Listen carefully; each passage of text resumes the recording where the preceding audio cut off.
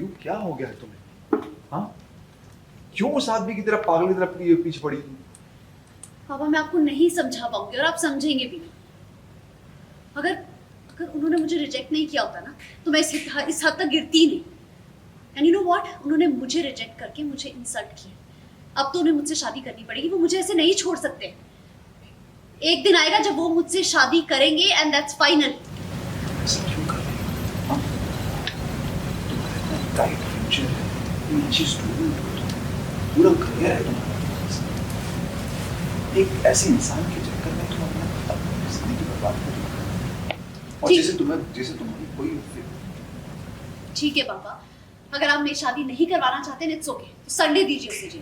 I don't care. हाँ ठीक है, संडे, कोई प्रॉब्लम संडे।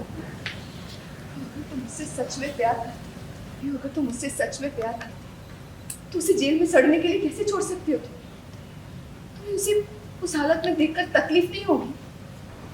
मुझे तो तकलीफ नहीं हो रही, लेकिन मैं देख पा रही हूँ कि तुम्हें बहुत तकलीफ है। चोट उसे पहुंची है लेकिन दर्द तुम्हें हो रहा है। I get it. तुम्हारा पुराना आशिक जो है, सो ऑब्वियसली उसे दर्द होगा तो तुम्हें तो दर्द होगा ना। I know.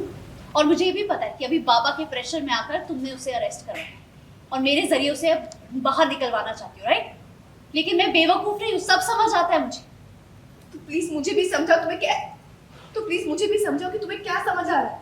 ईशानी बस, अब बात को मत बढ़ाओ। उसे भी वही समझ आ रहा है जो हमें समझ आ रहा है।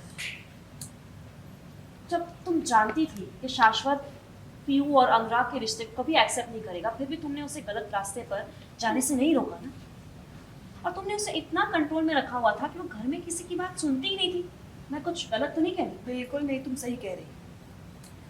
मैंने आपसे कितनी बार कहा है कि हमारे घर के मैटर में कुछ भी बोलने का आपका कोई हक नहीं है।